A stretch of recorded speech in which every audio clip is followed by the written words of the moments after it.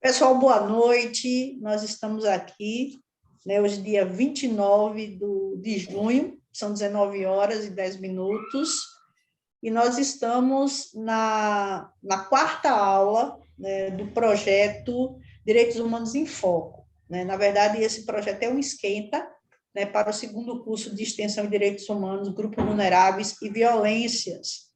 Né? A nossa convidada de hoje, né, vai falar sobre ensino superior indígena no Brasil enquanto efetivação de direitos humanos. Estamos aqui com a professora Joelma Boaventura da Silva, né, ela é mestra em Gestão e Tecnologia Aplicada à Educação, especialista em Metodologia do Ensino, Pesquisa e Extensão em Educação, graduada em Direito e licenciada em Estudos Sociais, né, com habilitação em Geografia, professora da UNEB, no Departamento de Ciências Humanas e Tecnologia, campus 19, Camaçari, e é responsável pela revista eletrônica Direito no Cinema. Professora Joelma, boa noite. Em primeiro lugar, minha gratidão por ter aceito o convite e por ter escolhido, né, um tema tão importante, né, acerca do contexto dos direitos humanos. Professora, a nossa dinâmica será o seguinte, aí eu já aproveito para informar as pessoas que estão aqui nessa aula de hoje, certo? Eu fazendo essa abertura, logo em seguida eu vou passar à professora, que fará a explanação, e eu peço que só ao final, né, depois da fala da professora, eu faço uma interlocução nesse meio tempo, passo a palavra para vocês, que devem fazer perguntas ou comentários, de preferência com a câmera aberta, tá certo? Depois da fala da professora, quando a gente estiver nessa dinâmica, será soltada a lista de frequência para vocês aí, né, pontuarem na questão da carga horária, etc. E dúvidas a gente vai tirando aqui no chat, vocês podem conversar com os nossos monitores, temos aqui o Gabriel, a Ludmila, a Yandra, a Letícia, que vem nos ajudar, que tem nos ajudado aqui, tá bom? Então, vamos lá, professora, não tomar mais tempo de um tema tão importante, né? Seja bem-vinda a esse nosso projeto com essa quarta aula. Boa noite. Boa noite, Jerusa. Boa noite a todos os presentes. É com satisfação que estamos aqui hoje, pelo grupo de pesquisa do qual faço parte e pela temática, certo? Eu gostaria, nesse primeiro momento, de dizer que este tema está relacionado aos meus estudos de doutoramento, faz parte da minha pesquisa, então é como se fosse uma parte da pesquisa que a gente está trazendo aqui para compartilhar com todos vocês. Me coloco à disposição após a explanação, para a gente continuar dialogando, dúvidas que surjam, curiosidades. É um tema que não se esgota aqui, mas a gente traz já, assim, algumas nuances que envolvem esse tema, que é um pouco complexo, né? Esse tema, como vocês já perceberam pelo título que foi dito pela professora Jerusa, aborda o ensino superior indígena, que muitos não sabem nem que existe, e os direitos humanos, né? Então, no próximo slide, nós já vamos fazer uma pequena ambientação do tema, porque a gente vai trabalhar com essas três palavras, que talvez alguns já conheçam e outros não. É muito provável que alguns já tenham ouvido falar sobre Pindorama. Essa talvez seja a palavra mais próxima, né? Mais distante de nós está a Pachamama, enquanto termo, enquanto conceito, assim como o Tecoporã. O que essas palavras têm em comum? Todas elas advêm do universo vocabular de povos originários, o que alguns chamam de povos indígenas, de diversos lugares. E essas três palavras, elas estão relacionadas diretamente com formas de vida desses povos. Então, só para aqueles que não conhecem, Pindorama era o nome dado em Guarani para a localização dos povos originários que viviam no Brasil. Eles não tinham uma concepção de Estado, de governo, de país, de fronteira. Mas, como a Pindorama é a terra das palmeiras e o litoral tinha muitas palmeiras, esse era o ambiente deles. E a denominação era essa. O Brasil hoje poderia se chamar Pindorama se a gente não tivesse sido vítima de uma imposição colonial eurocêntrica, né? Pachamama também é uma palavra do vocabulário de povos originários, mas lá dos Andes, dos nossos, entre aspas, indígenas andinos, e que significa natureza. Então, vejam, se a Pindorama tomou como base a terra das palmeiras, a Pachamama é a grande natureza, como se fosse a grande mãe na qual os indivíduos estão imersos. E Tecoporã é um termo que vem chegando para a academia nos últimos anos, temos já livros publicados com esse título, é um termo da língua guarani, que significa bem viver, e está vinculada à cosmovisão, que é a forma de ver o mundo dos povos originários. E nessa cosmovisão é uma busca ancestral que não se confunde com o bem-estar social, que não se confunde com viver confortavelmente ou viver melhor. O bem viver é uma forma de viver em harmonia com a natureza e com todos os seres que compõem essa natureza, uma forma de manejo da vida, reconhecendo a igualdade entre os seres que estão nesse planeta. Então, a partir dessa ambientação, a gente já consegue passar para o nosso próximo slide, já com essa atmosfera, vou chamar de atmosfera, que vai permear a nossa discussão aqui. A gente tem como objetivo dessa nossa discussão hoje, dessa nossa conversa, apresentar de forma sucinta o percurso de construção do ensino superior indígena, que eu estou denominando aqui pela sigla ESI. Como foi esse percurso e de que maneira esse percurso representa, expressa ou demonstra a aplicação ou ausência da aplicação dos direitos humanos. É um tema que incide sobre política pública, porque estamos falando aqui de Estado, estamos falando de universidade pública, estamos falando de um setor da universidade, que é o ensino superior indígena, que tem como meta promover o acesso dos povos originários à universidade no século XXI. Então, quando a gente faz o recorte histórico, nós temos um processo de colonização que começa em 1530, mas a gente só tem a discussão do acesso dos povos originários à universidade, que é uma instituição medieval na Europa, no século XXI. Veja como há um descompasso temporal, dessa localização do acesso daqueles que eram os habitantes naturais, que são os donos da terra, né? Então, o tema se insere nesse contexto. Se insere no contexto também de que esse acesso dos povos originários à universidade não se dá como uma benesse, uma mera concessão ou como um vislumbrar inocente do legislador. Ele é fruto de lutas, de movimentos desses sujeitos de direito e que a gente vai, ao longo da explanação, apresentando para vocês. Que desdobramentos tem esse tema, né? Para a gente poder se situar. Esse tema se desdobra basicamente nas dificuldades que envolvem esse ensino superior indígena e os desafios que ele apresenta.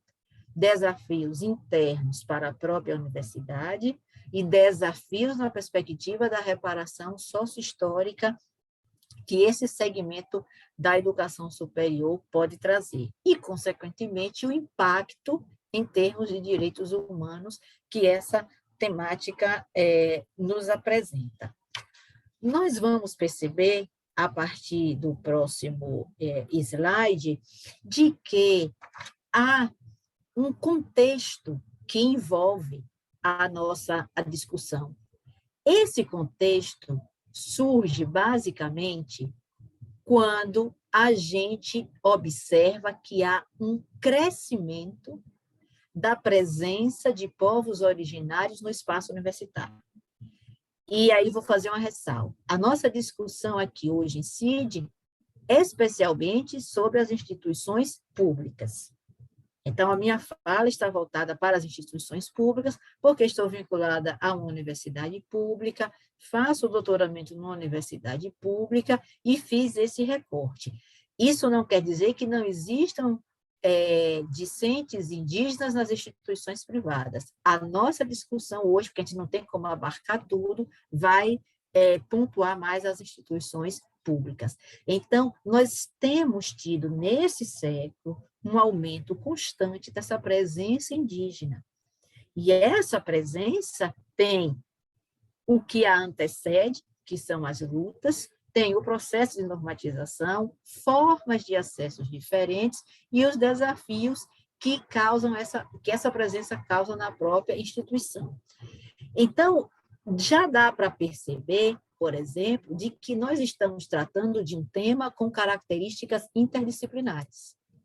Não tem como a gente fazer uma abordagem só jurídica, não tem como fazer uma abordagem apenas sociológica. Aqui é uma discussão dentro das ciências humanas, porque aborda a educação, dentro das ciências sociais aplicadas, porque envolve direito, envolve antropologia, envolve sociologia.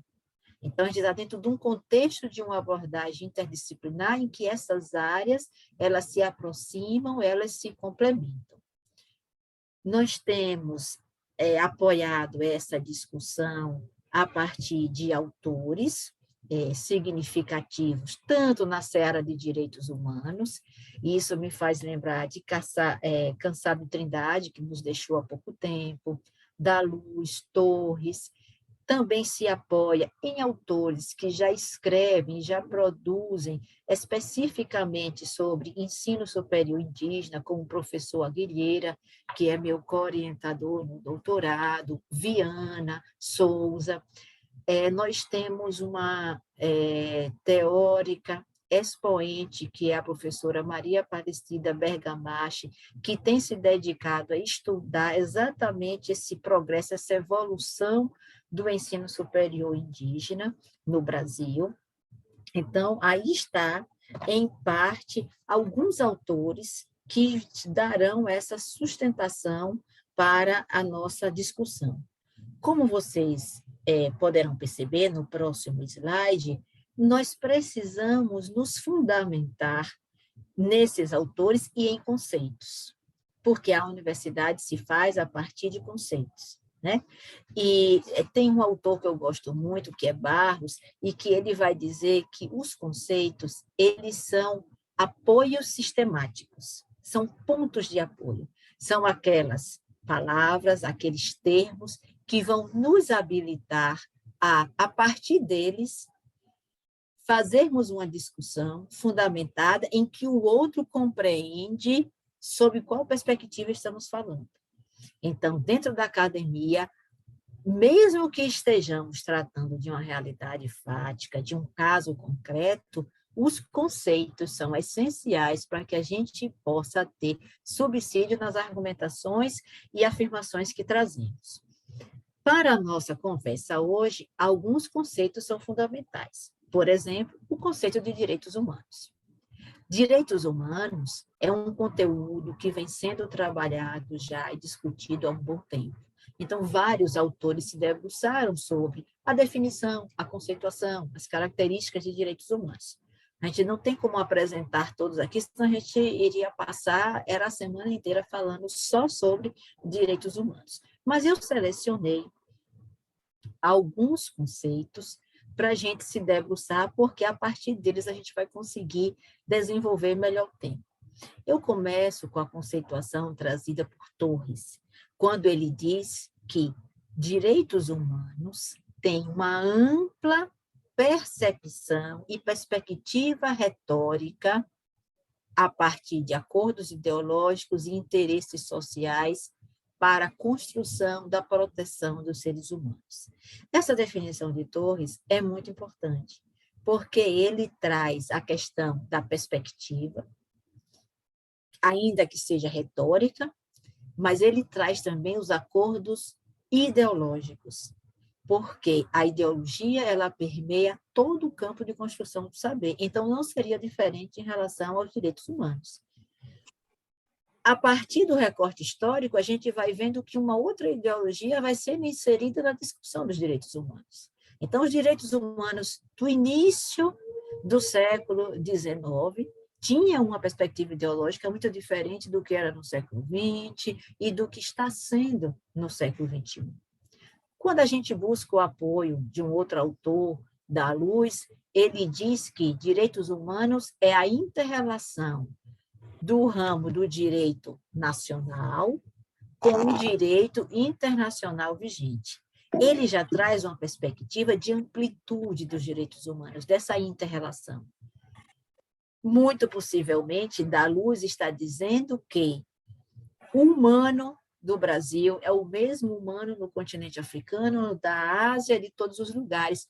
Por isso que o direito local, o ordenamento jurídico nacional, deve corresponder em temática de direitos humanos ao que temos lançado em matéria internacional. Não haveria como você discutir os direitos humanos, que abrange a ontologia dos seres, com fronteiras, com limitações. Cansado Trindade, numa obra de 2007, ele prefere chamar de direito internacional dos direitos humanos. E aí ele afirma que a proteção do ser humano contra todas as formas de dominação ou de poder arbitrário é a essência deste direito internacional dos direitos humanos. Ele entende que direitos humanos têm que ser pensados amplamente, né? E, dentro dessa concepção, ele reitera a necessidade de proteção daqueles grupos que são vulneráveis, daqueles grupos que são minorias étnicas, minorias sociais, ou que requisitam, por alguma fragilidade, uma maior proteção. Nesse percurso das definições, alguns autores vão chamar os direitos humanos de direitos morais universais, que estarão em todos os lugares, em todos os tempos, e que, uma vez afrontados, afetam a justiça, afetam a segurança dos seres humanos. Nesse contexto, eu gosto muito do que Flores, que é um outro autor, traz, quando ele diz que os direitos humanos são processo e dinâmica. São processo e dinâmico para a obtenção de outros direitos. É como se ele fosse um trampolim, uma mola propulsora. Flores chega a dizer que direitos humanos é o direito a ter direitos. E quando a gente analisa com mais profundidade essa expressão de Flores, ele tem razão. Porque há pouco eu falava com a professora Jerusa, em direitos humanos é possível se discutir os mais variados subtemas. Porque, enquanto direitos humanos, ele está espraiado por todos os setores da sociedade. Então, ele serve de base para criar, ou pelo menos discutir a criação de outros direitos, né? Por fim, a gente pode dizer, baseado em Arrifa, que os direitos humanos são, propriamente ditos, resultados de processos provisórios de lutas daqueles que necessitam acessar os bens necessários à vida. E essa concepção de Arrifa é muito importante, porque ela se encaixa perfeitamente no contexto dos povos originários. Os povos originários passaram por todo um processo de perda de direitos e, consequentemente, de luta para acessar direitos que eram a bens básicos, bens necessários, o direito à terra, direito à saúde, e a gente vai incluir aqui o direito à educação também, desde a educação fundamental até chegar na educação superior, que é objeto de nossa discussão. Para arrematar o conceito de direitos humanos, a gente não pode esquecer de características que são inerentes aos direitos humanos. A universalidade é uma delas. Não é possível se falar direitos humanos para alguns humanos e outros não. São todos humanos. Então, a universalidade os abrange. A indivisibilidade. Eu não posso dizer que um é mais humano que o outro, como já se pensou no passado, nos processos de escravização, nos processos, inclusive, de aculturação do indígena, em que se questionava se eram animais, se eram humanos, etc. Humano é humano, eles são indivisíveis. Outra característica muito forte dos direitos humanos, a interdependência. Quando há pouco eu falava que várias nuances e vários aspectos podem ser trabalhados dentro dos direitos humanos, é por conta dessa interdependência. Se eu abordo a questão do trabalhador, um trabalhador que passa por situações que ferem a sua dignidade como trabalhador, como pessoa, eu já entrei na seara dos direitos humanos, apesar de estar na discussão de direito do trabalho. A mesma coisa vai acontecer na esfera penal, na esfera civil, né? Inalienabilidade, ou seja, não é possível alienar o indivíduo de um direito que é de sua essência, que é da sua ontologia. E também não é permitido a esse indivíduo renunciar do seu direito enquanto humano.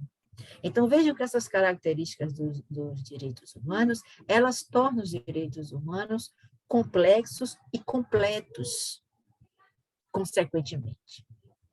Um segundo conceito que nos é muito importante é o conceito de povos originários. Desde o início da minha explanação, vocês estão ouvindo eu falar sobre povos originários. Essa é uma terminologia que nós escolhemos para utilizar e que ela está ancorada em autores, agora desta segunda metade já do século XXI, que se opõem a outras terminologias que nós usamos, né? No próximo slide, nós temos um quadro da nomenclatura dos termos que mais foram usados, ou que mais são usados ainda inadvertidamente, para se referir aos povos originários. E eu vou me permitir fazer a análise com vocês dessas terminologias para que a gente entenda por que a minha opção e a opção de outros autores por utilizar a terminologia povos originários, né? Então, vejamos. A primeira referência escrita que temos para os nossos povos originários se deu nas revistas do Instituto Histórico Geográfico Brasileiro sobre a denominação de nativo. Eram os nativos do Brasil. Isso aconteceu em 1838, no Rio de Janeiro, que era, naquela época, o centro da produção intelectual. Essa expressão nativo, ela tem uma conotação daquele que é do lugar, em oposição aos estrangeiros. Os estrangeiros aí entendidos, os negros e os europeus. Mas o nativo também é a planta que nasce, que é nativa daquele lugar, é a minhoca que nasce da terra, é tudo que brota da terra. Isso não dá uma conotação de ser humano. Por isso é considerado um termo pejorativo. Dentro do mesmo século, um pouco mais à frente, em 1876, no Rio de Janeiro e em Natal, em 1937, aparece a terminologia selvagem. Essa terminologia foi trazida por dois autores. Luiz Câmara Cascudo, que escreveu uma obra chamada O Selvagem, e que discorre como seria a vida dos povos originários no Brasil, e também uma obra em que o filósofo Montaigne, ao visitar o Brasil, escreve suas percepções sobre os nossos povos originários. Mas a ideia que está embutida em Luiz Câmara Cascudo é de que o selvagem é um ser que precisa ser amansado. Ele usa, inclusive, no livro, a expressão amansamento, ou seja, o mesmo que usamos para domesticar um animal selvagem, um cavalo bravo. Essa conotação de selvagem é em oposição a civilizado, sendo civilizado, entre aspas, o bom, e o selvagem, o ruim, o inacabado, o incompleto. Então, é uma terminologia também agressiva.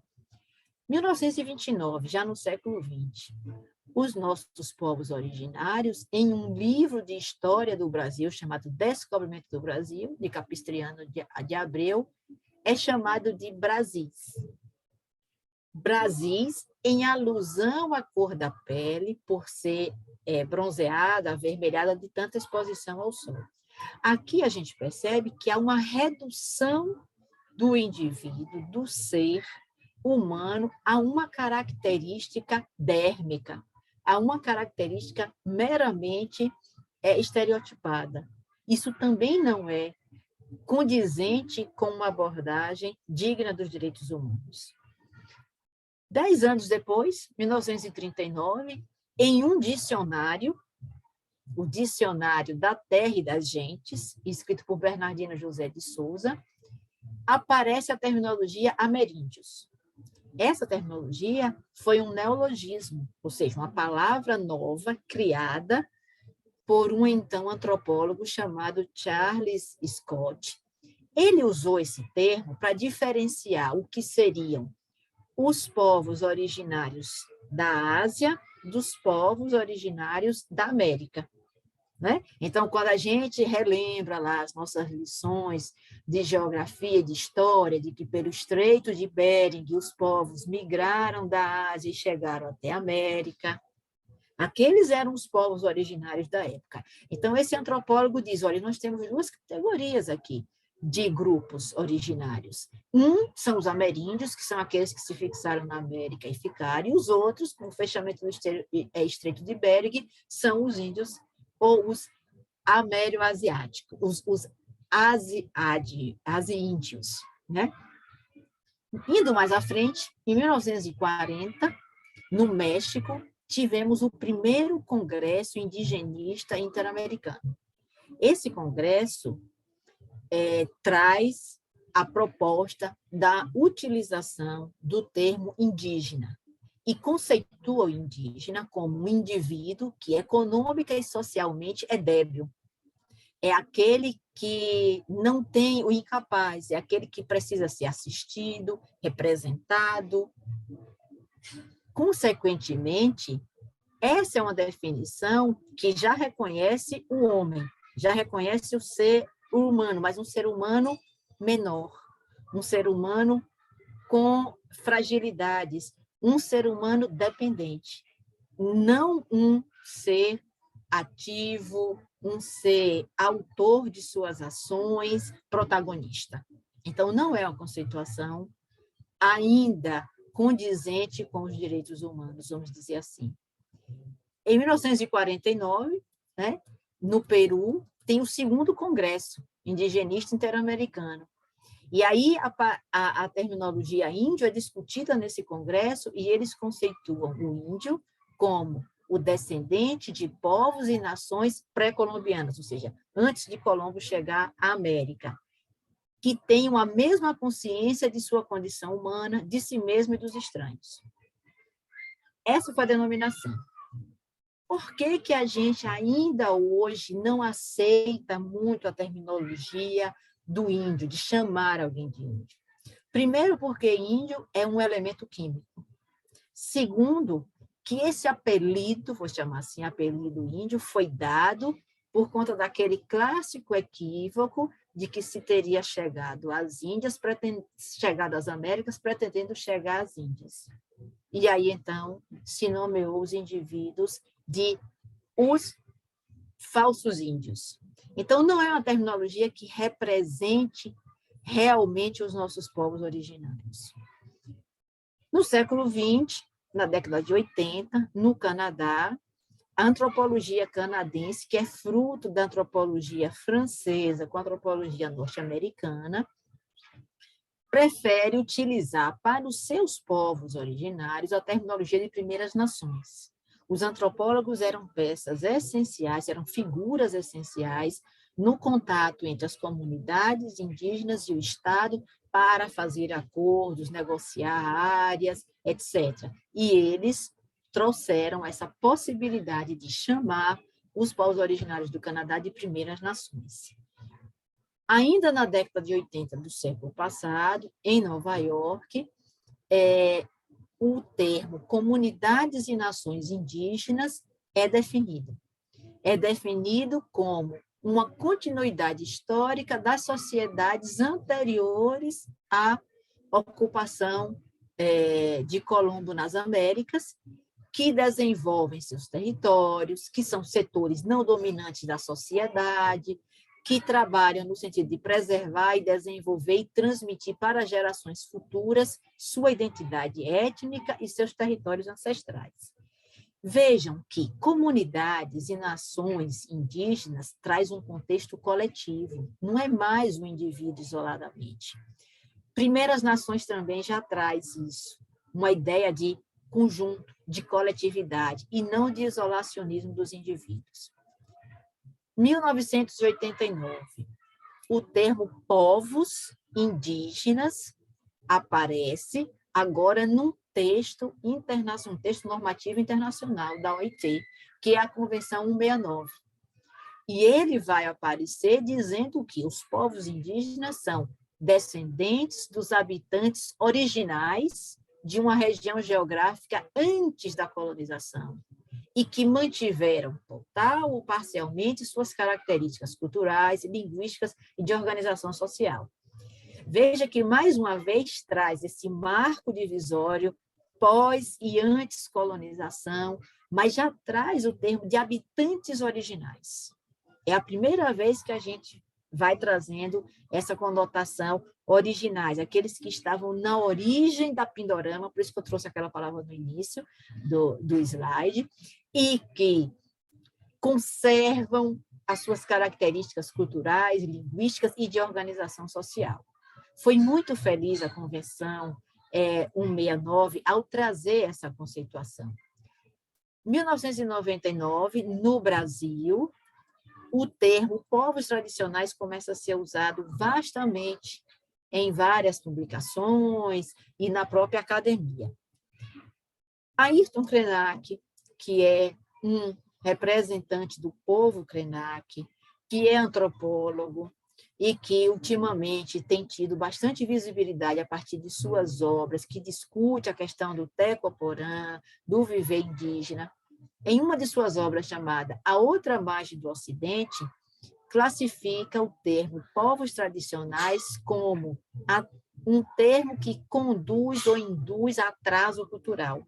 Seria o contraponto entre os civilizados e os tradicionais. O tradicional naquele sentido que ficou rudimentar, de que não se desenvolveu. Mas quando a gente, e aí parte a ideia de Ayrton Krenak como antropólogo, a cultura é dinâmica. Então, uma cultura ela nunca fica parada, estacionária. Então, há um certo receio em utilizar a terminologia povos tradicionais para não cair nesse lugar comum de considerar isso como um atraso cultural. A terminologia caboclo também já foi usada para fazer oposição ao termo índio.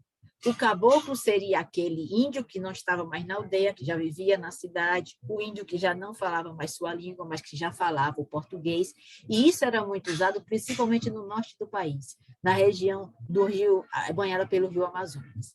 Então, em Salvador, no ano de 2000, tivemos um congresso na UFBA, que foi o primeiro simpósio internacional, o Desafio da Diferença, em que houve uma ampla explanação sobre o uso do termo caboclo, que alguns confundiam, é como se criasse uma subcategoria do povo originário, um rudimentar, mas um outro já mais avançado. O caboclo seria esse mais avançado, esse misturado, esse mestiço. Mas, nesse contexto, você só está criando duas categorias discriminadas. Você não está trazendo a essência da pluralidade cultural, da diversidade e dos saberes tradicionais desses povos.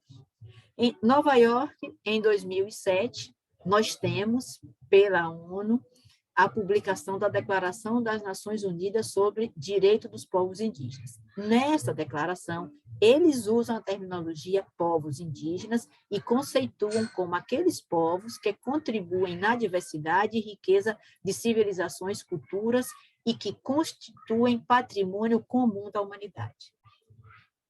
Constituir-se como patrimônio comum da humanidade é se aproximar dos direitos humanos, é ser reconhecido dentro desse contexto dos direitos humanos.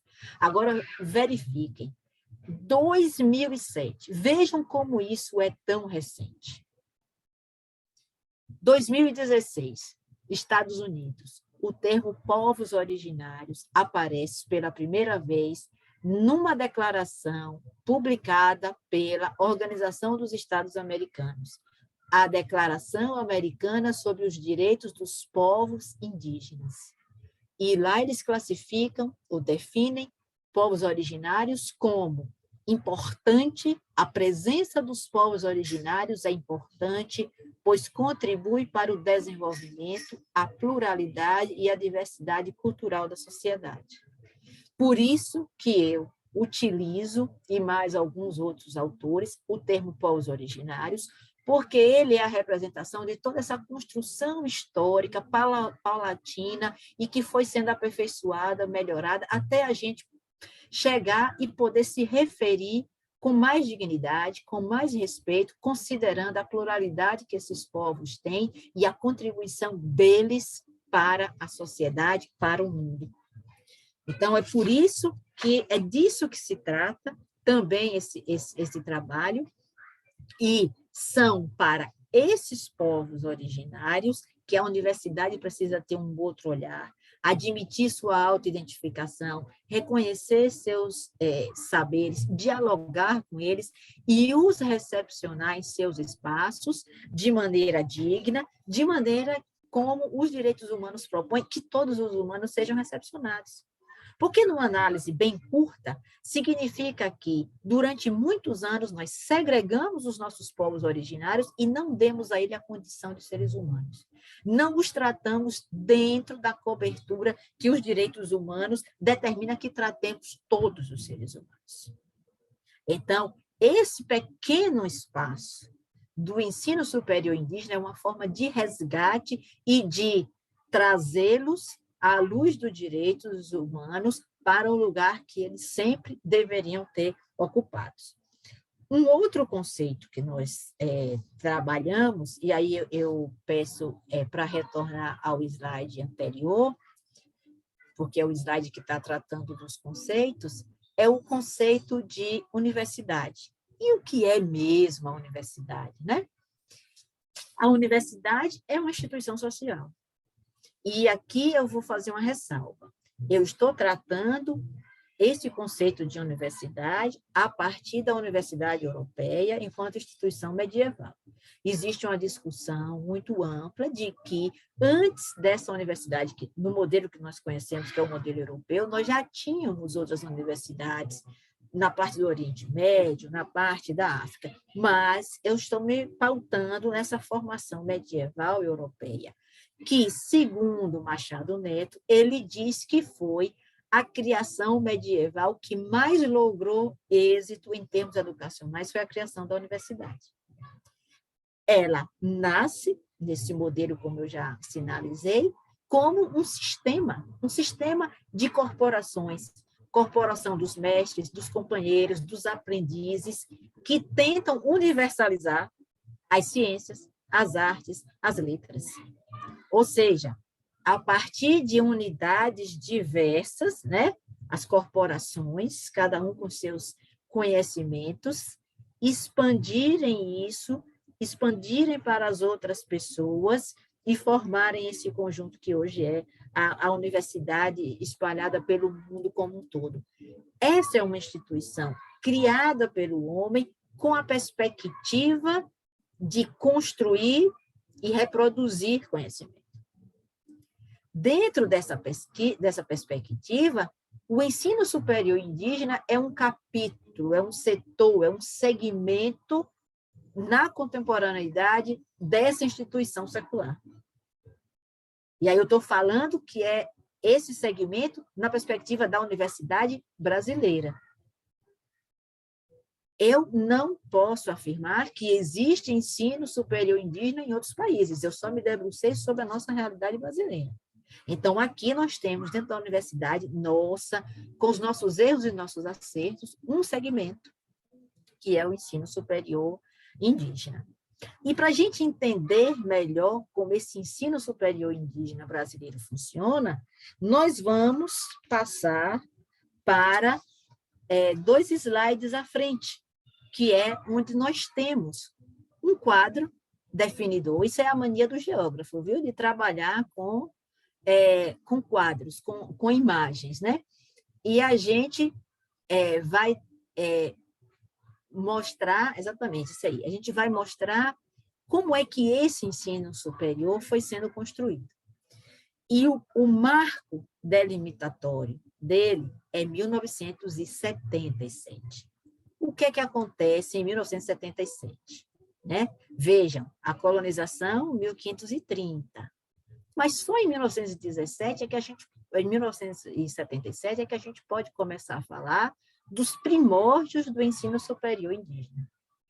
4 indígenas chegam a Brasília em 1977 para exigir, pedir, requisitar bolsas de estudo para o ensino superior. Eles queriam estudar na universidade. E, naquela época, o caminho era a universidade privada. Eles queriam que se pagasse bolsas para eles estudarem lá. Em 1981, esse número de 4 indígenas já eram 15, de 7 etnias diferentes.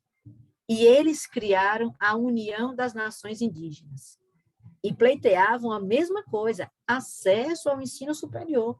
Nós queremos nos qualificar.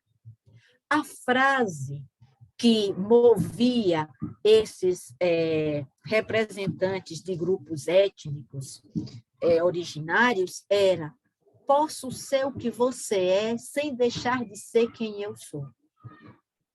Essa é uma frase simples, mas carregada de muita significação. Lembra quando eu falei a vocês de que a cultura é dinâmica? Essa frase reflete exatamente o dinamismo da cultura.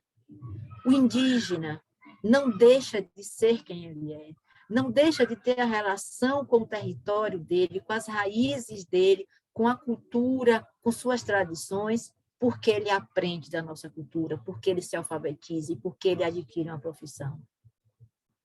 Porque ser indígena é ter pertencimento com todo aquele conjunto de formação daquele povo. E isso não se perde. Você pode... E isso não é uma característica só dos nossos povos originários. Toda e qualquer etnia tem esses laços de pertencimento, né? De identidade, e que não se perde porque você passou por uma formação. A resposta a essa reivindicação no mesmo ano foi dada por um general. Estávamos aí sobre as repúblicas lideradas ainda por militares, né? E o general Goberi determina a FUNAI que esses índios sejam retirados de Brasília. A frase dele é: Brasília é uma cidade atípica para índios, olha o peso, a conotação do termo, não podemos criar cobras para nos picar.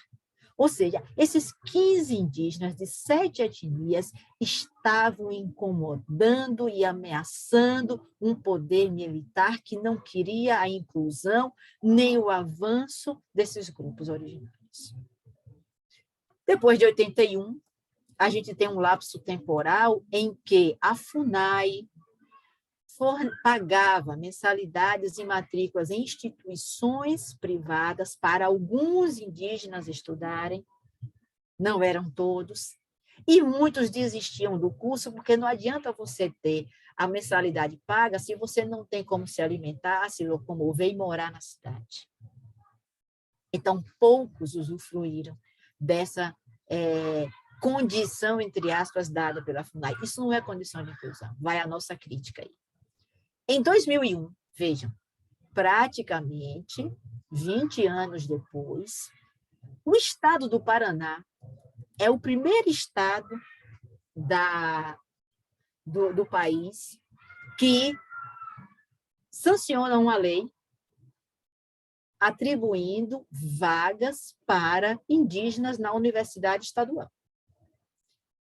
O artigo 1º dessa lei do Paraná, a 13.134, diz que em todos os processos de seleção para ingresso como aluno em curso superior, cada universidade instituída pelo Estado do Paraná deverá reservar 3 vagas para serem disputadas exclusivamente entre os índios integrantes das sociedades indígenas paranaenses. E aí aqui a gente tem que ver, não eram 3 vagas por curso, eram 3 vagas por universidade. E tinha que ser povo originário do Paraná. Então, bem restritivo. Isso é 2001, gente. Isso é século XXI. Depois das lutas e das humilhações que os povos originários passam nesse país, o Estado do Paraná abre 3 vagas. Ainda em 2001, no estado do Mato Grosso, acontece o primeiro vestibular indígena diferenciado. Esse acolheu 36 etnias, 14 estados estavam envolvidos, ou seja, foi um processo seletivo que não era excludente aos demais estados da União. Poderiam participar povos originários de todo o Brasil e contemplou 200 vagas. Louvável. Em 2002, as universidades estaduais do Paraná fizeram a primeira seleção e tiveram os primeiros alunos advindos da lei do ano anterior. Só que esses alunos não resistiram ao primeiro ano de estudos. E aí eu volto a repetir. Um acesso que não garante a permanência não contempla direitos humanos. É como você abrir a porta e deixar a pessoa morrer de fome e de sede. Você só abrigou, mas você não deu garantia de sobrevivência. 2002 ainda, Mato Grosso do Sul. A Universidade Estadual do Mato Grosso do Sul, através de lei estadual daquele estado, estabeleceu uma cota de 10% de todas as suas vagas em todos os cursos, e aí não foi na universidade, foi em todos os cursos, para atender as comunidades indígenas. E aí aparece a nossa UNEB. A gente sempre acha que a nossa universidade, porque a gente é de casa, não vê. Não, a UNEB tem protagonismo. Em 2002, a UNEB foi a primeira universidade estadual a instituir uma política de ação afirmativa voltada para ingresso de negros indígenas nos cursos de pós-graduação. A UNEB tem umas coisas que são assim ao revés, né? Enquanto todo mundo estava criando o caminho dos povos originários entrarem na graduação, ela pula e já vai criar a vaga na pós-graduação. Mas tem o protagonismo dela nesse aspecto. 2004, a Universidade Federal do Paraná, ela adere ao sistema estadual de ensino que já contemplava vagas para indígenas. Lembram as 3 vagas por universidade? Pronto. E aqui cabe uma ressalva. As universidades federais geralmente não acompanham o movimento das universidades estaduais. Mas, nesse caso, no Paraná, a Universidade Federal aderiu a esse sistema e passou a acolher. Em 2005, o movimento que começou em 77 veio surtir efeito em termos federais só em 2005.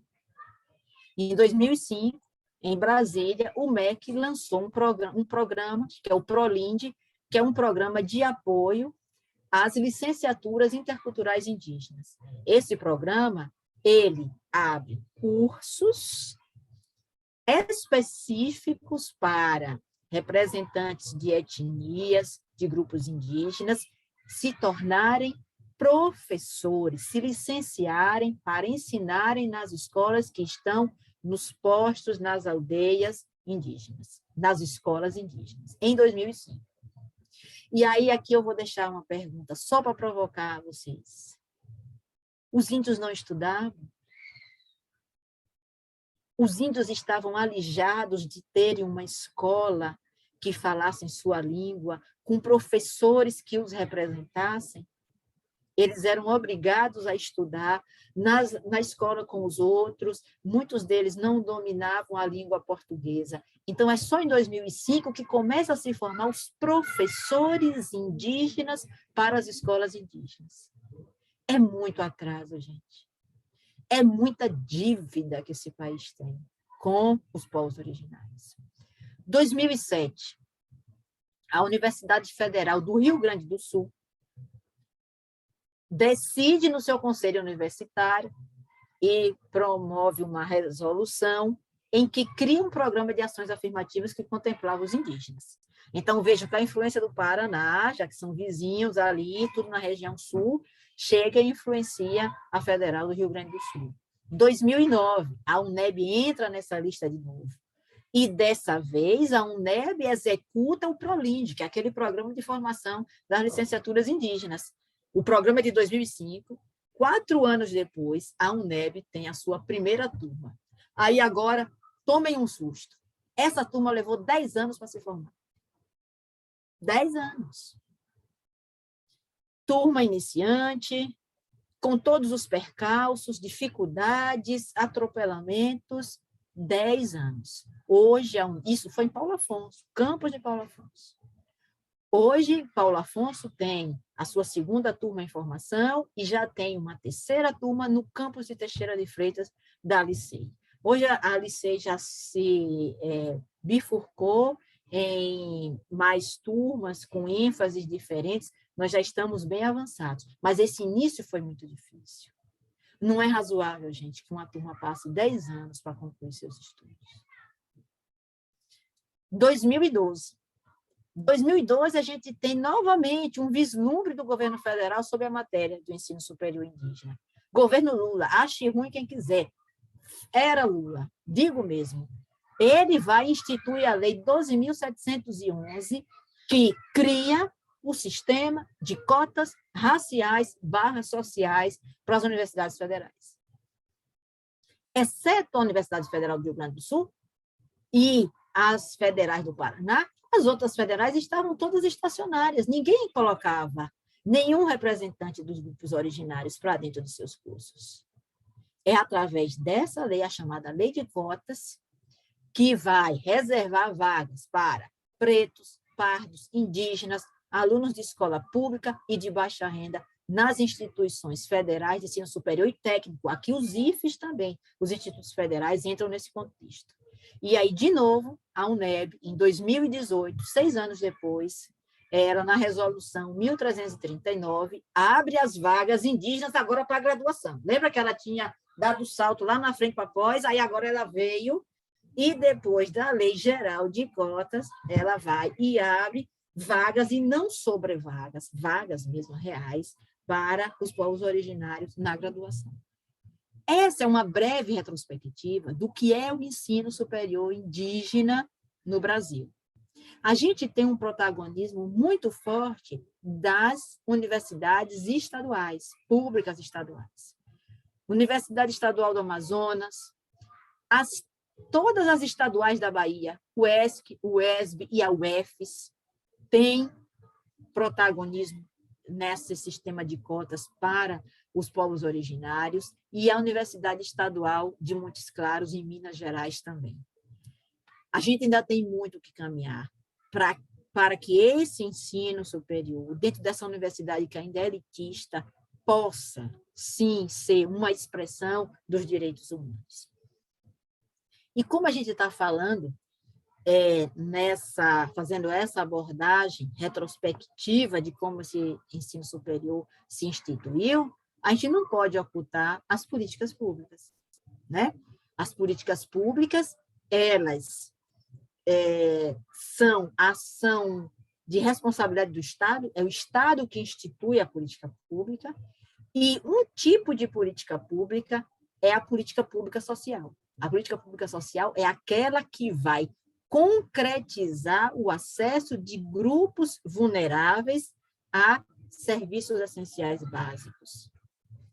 Então, dentro das políticas públicas sociais, nós temos as educacionais.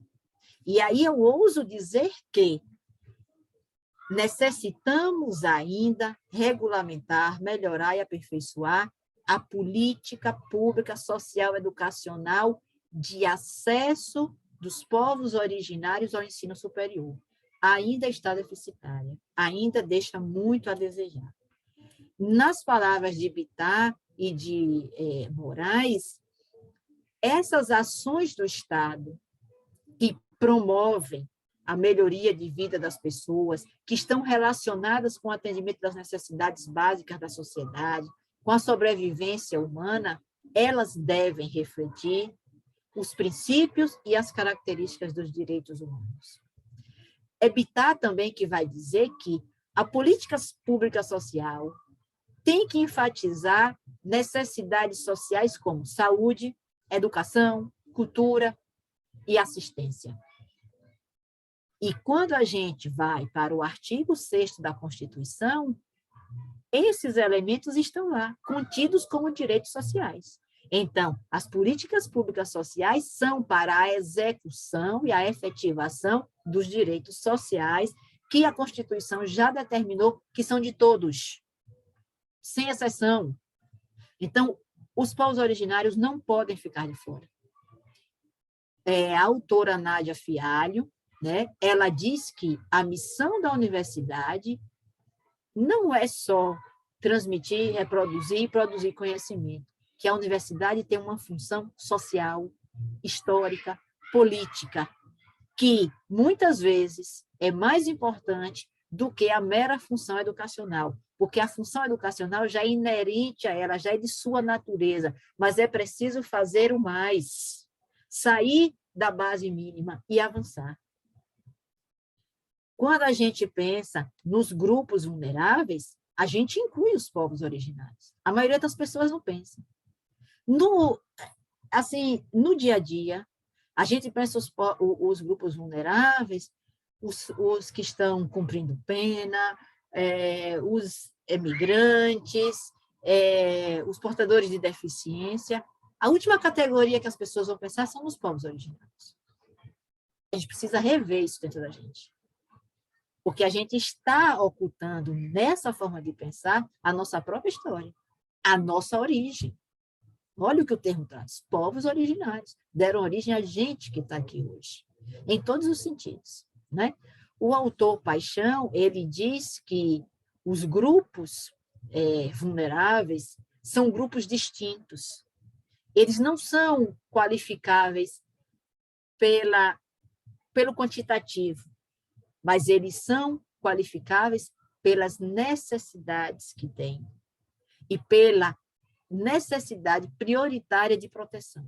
Então, nesse contexto, os povos originários fazem parte dos grupos vulneráveis por suas características étnicas, pelos processos de dizimação e de abandono que sofreram do próprio Estado, né? Então, é preciso rever.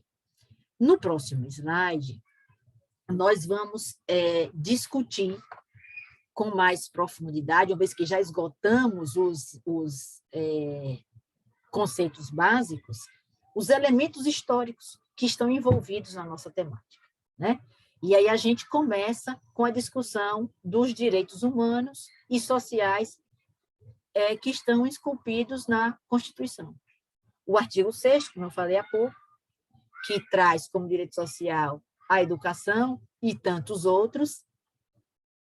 Nós temos também, no artigo 207 da Constituição, a inclusão da universidade, e diz que as universidades gozam de autonomia didático-científica, administrativa e de gestão financeira e patrimonial, e obedecerão ao princípio da indissociabilidade entre ensino, pesquisa e extensão.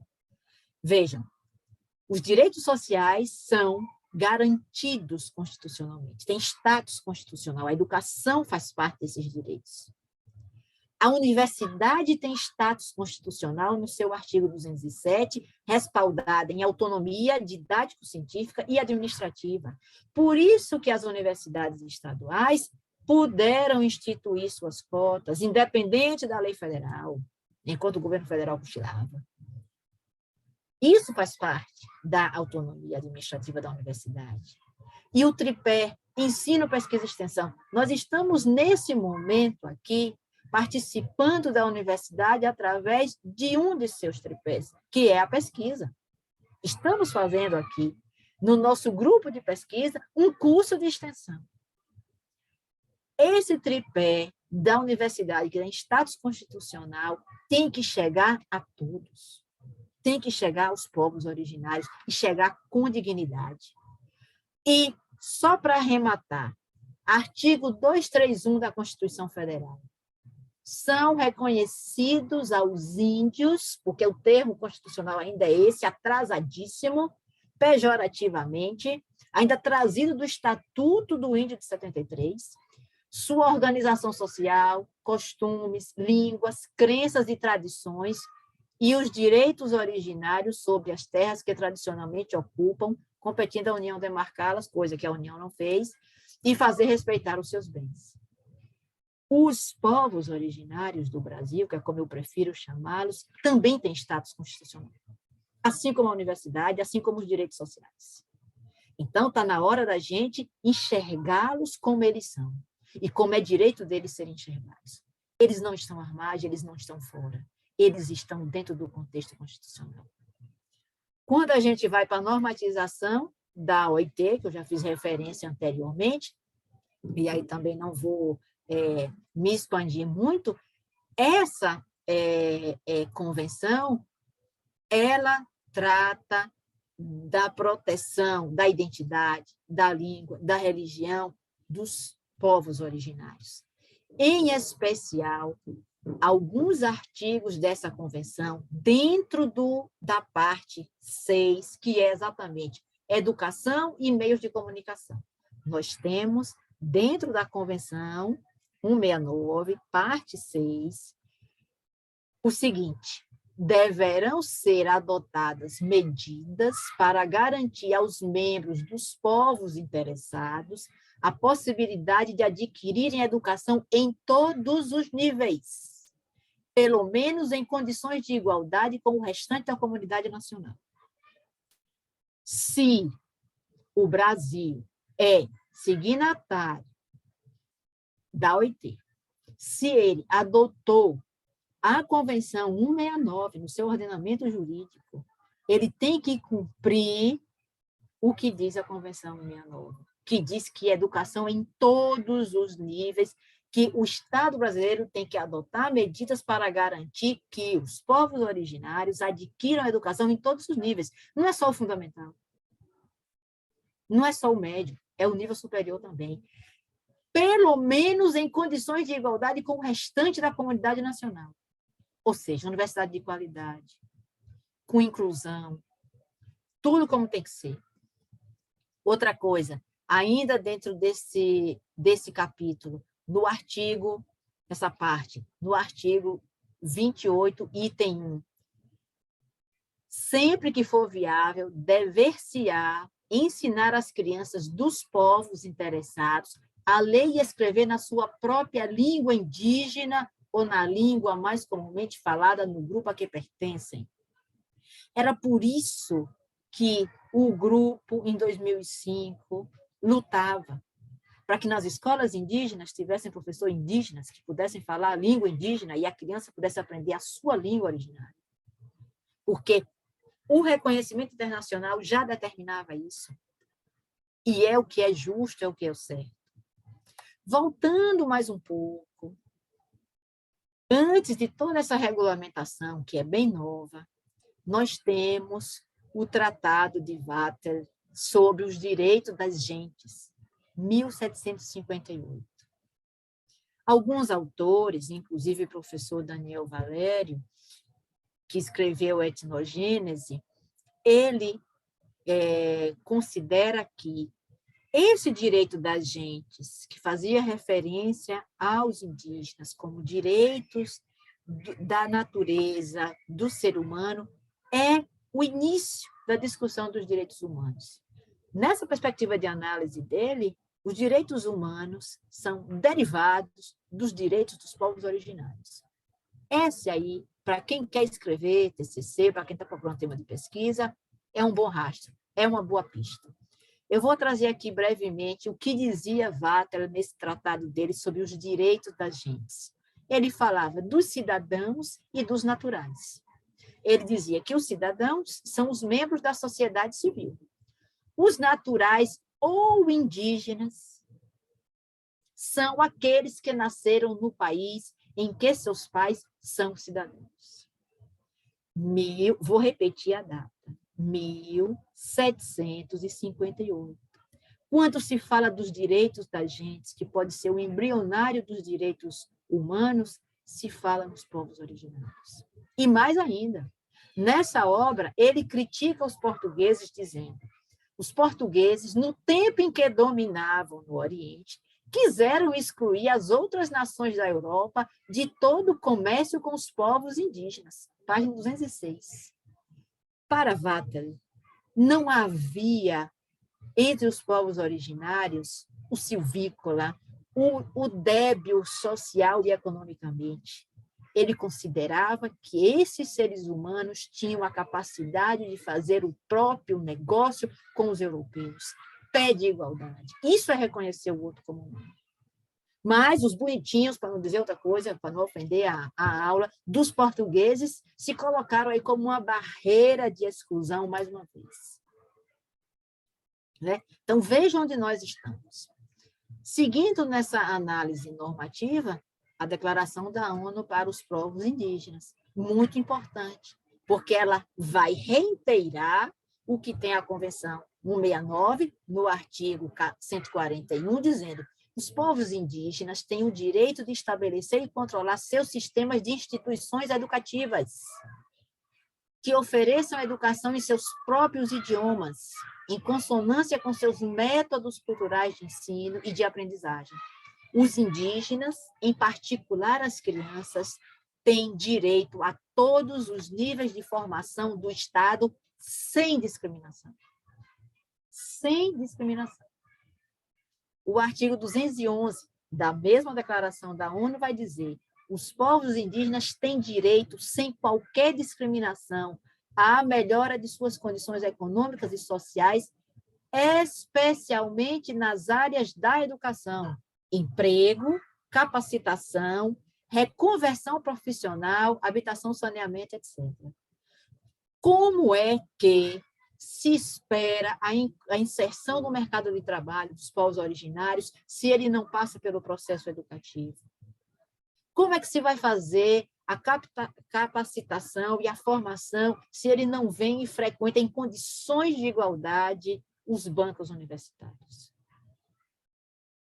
Negar isso é negar direito humano básico.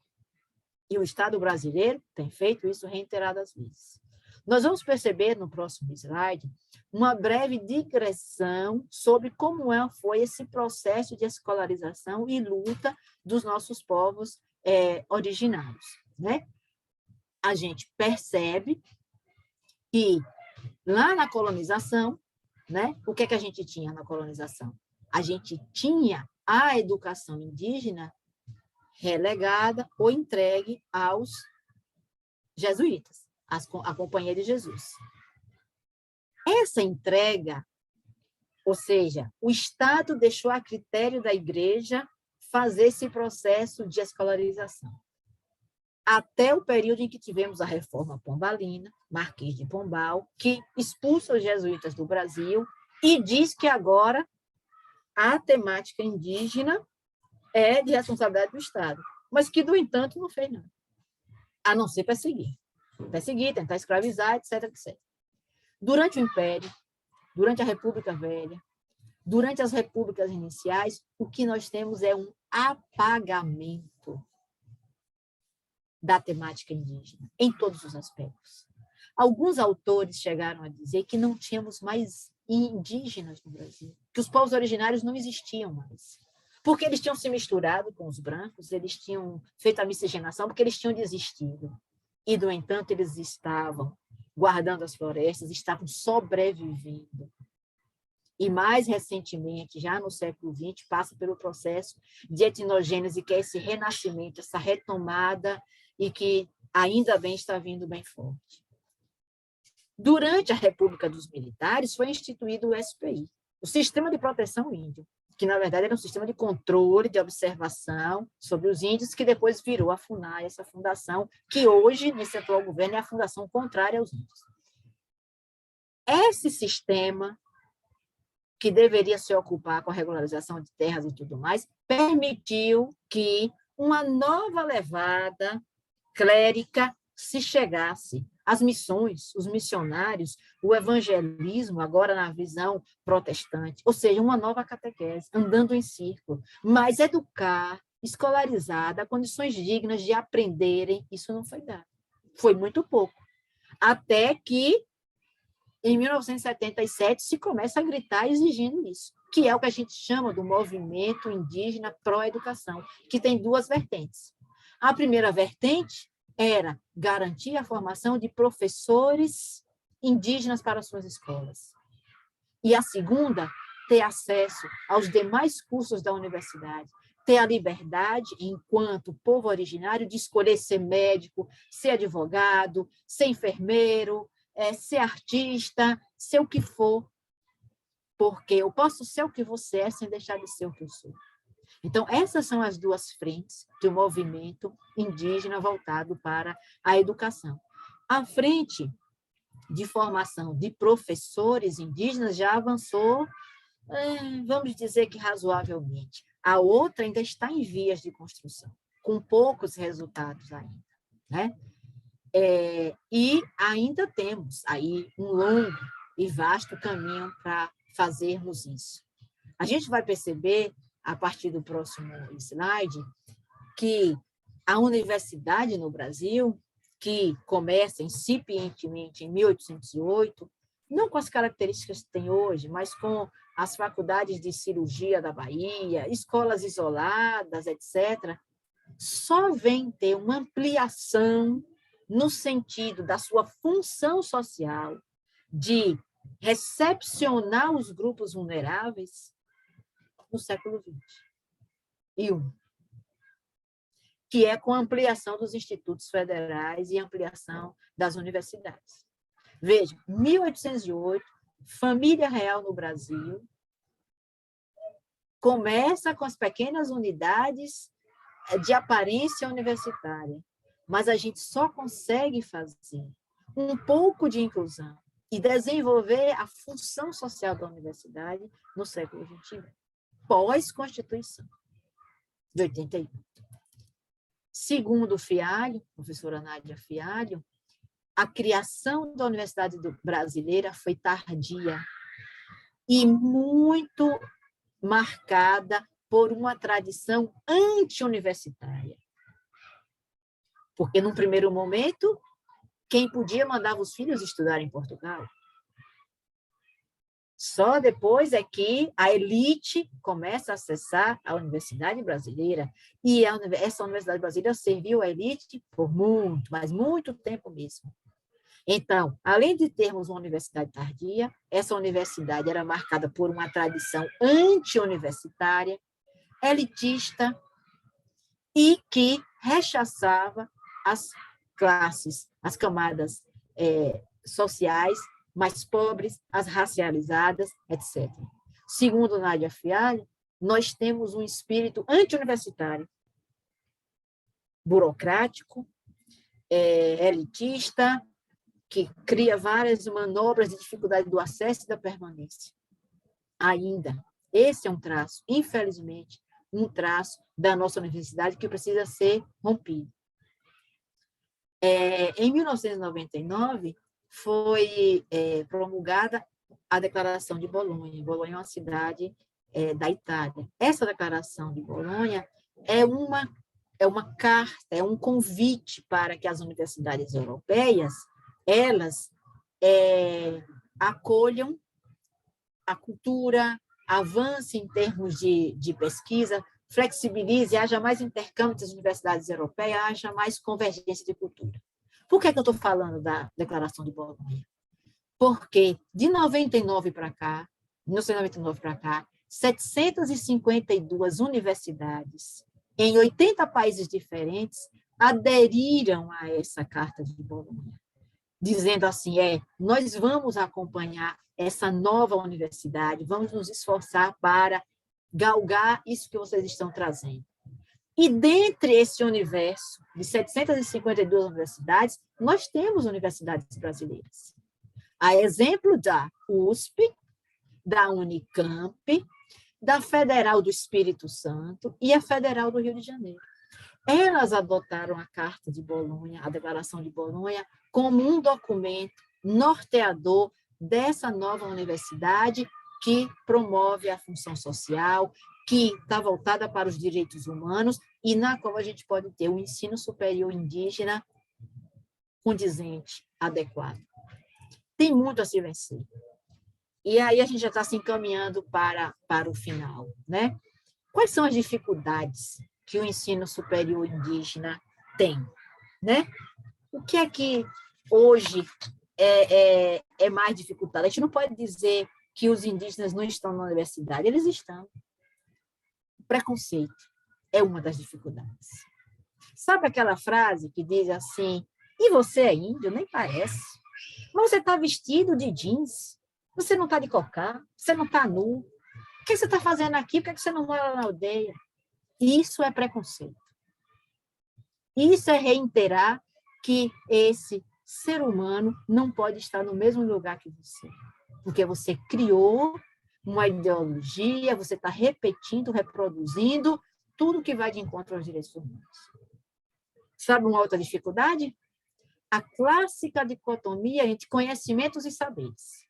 A universidade tem o conhecimento, ela produz o conhecimento. Os povos originários não têm conhecimento, eles têm saberes tradicionais, porque eles vêm da prática, da tradição. Mas e quando é que a universidade vai estudar com respeito a esses saberes para validá-los ou para dialogar com eles, ao invés de ficar essa dicotomia, conhecimento em cima e como se o saber fosse inferior? Isso também é uma forma de preconceito. Isso é o que a gente chama de epistemicídio. Qual uma outra dificuldade dos povos originários dentro desse sistema superior indígena? Currículo. Os povos originários chegam aos bancos da universidade, mas eles não encontram lá, na maioria das vezes, nada no currículo, nenhuma disciplina que diz respeito à sua temática. Eles são os estranhos. Não há nada que ecoe, ressoe com eles. A discussão é toda do mundo dito civilizado. No acervo bibliográfico, não tem livros escritos por indígenas.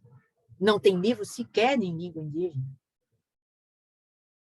Então, o currículo, a biblioteca, os professores, os colegas, criam as dificuldades e o desânimo para que muitos deles, que já conseguiram acessar, permaneçam.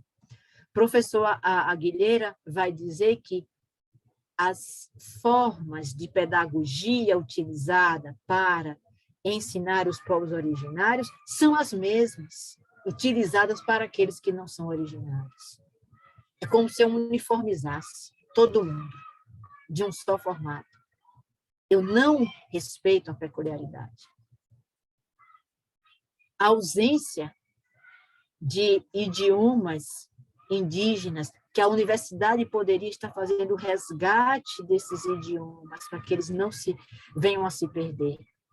A universidade, muitas vezes, desperdiça a oportunidade de ter esses povos originários em seus quadros, tratando-os com dignidade, processando esses saberes e enriquecendo a si e a eles.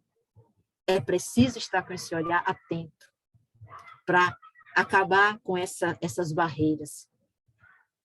E há um grande desafio, que é a inclusão dos povos, dos discentes indígenas na pós-graduação. E eles já estão lutando por isso. Não é só ir para a escola e aprender, ser alfabetizado, não é só entrar na universidade, é ir para a pós-graduação e ocupar os espaços de docência nessa universidade. Porque se os outros podem, eles também podem. E com muita satisfação, nós tivemos no mês passado o primeiro professor indígena na UFBA, no curso de antropologia. Ele passou por toda essa via crucis do sistema, o ensino jurídico indígena, mas ele galgou essa vaga que representa a vaga de muitos. Felipe Tuchá. Nós tivemos, na semana passada, a posse da primeira defensora pública indígena, porque ela suportou os bancos de uma universidade para fazer um curso de direito, passar no concurso. É isso que é promover direitos humanos, é trazer a igualdade, apesar das nossas diferenças étnicas, culturais. É isso que faz. É disso que a gente tem que seguir. Sabe um outro problema que os povos originários enfrentam na universidade? A falta de apoio financeiro para a sua manutenção. Os indígenas na universidade, na maioria das vezes, concorrem com os demais alunos às bolsas permanência, às vagas de residência universitária. Ou, se eu estou falando de uma comunidade aldeada e eu venho para a universidade, eu tenho que ter prioridade nas vagas das residências universitárias. É o mínimo que é razoável, né? Se eu não estou na minha comunidade produzindo o meu artesanato, trabalhando a terra, eu preciso de uma bolsa permanência para continuar estudando, me alimentar, etc., como todas as outras pessoas precisam. Então, precisa ter um olhar diferenciado. Esse é um grande desafio ainda, da permanência. Não basta acessar, é preciso permanecer.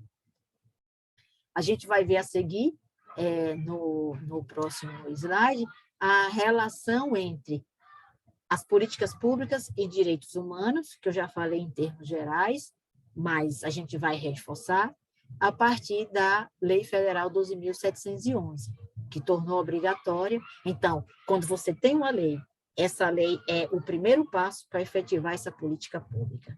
Essa política pública, por ser social e educacional, ela deve refletir os direitos humanos. O Estado é obrigado a respeitar e proteger, além de promover os direitos humanos. É função do Estado, segundo Garcia. É o Estado que tem que fazer isso.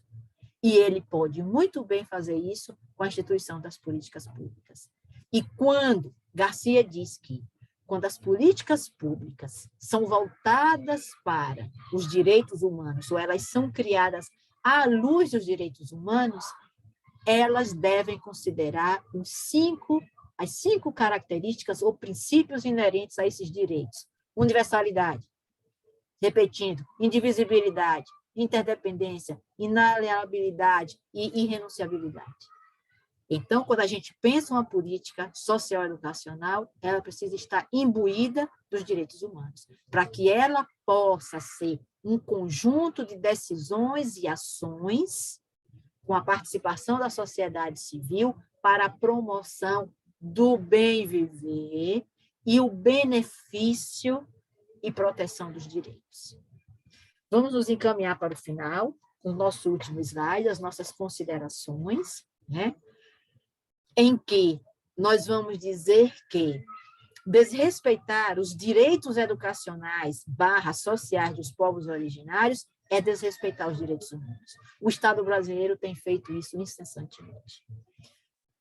O ensino superior indígena é um segmento diferenciado da universidade brasileira, mas esse ensino superior indígena é fruto do movimento dos povos originários nesse país, pela dignidade de ter acesso à educação, desde a educação básica até o seu último nível, como já preconiza outros documentos normativos internacionais. As cotas, elas são apenas uma das formas de acesso à universidade. É preciso pensar outras formas não só de acesso, mas de permanência. O México já avançou bastante e tem as universidades interculturais, universidades só para os indígenas, em que eles, de várias etnias, decidem, organizam e fazem a sua universidade. Esse é um outro formato, que pode ser pensado, que pode ser organizado também.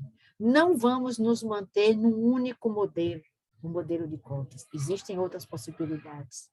É preciso investir nas ações de permanência. Não adianta adentrar se não puder ficar, certo?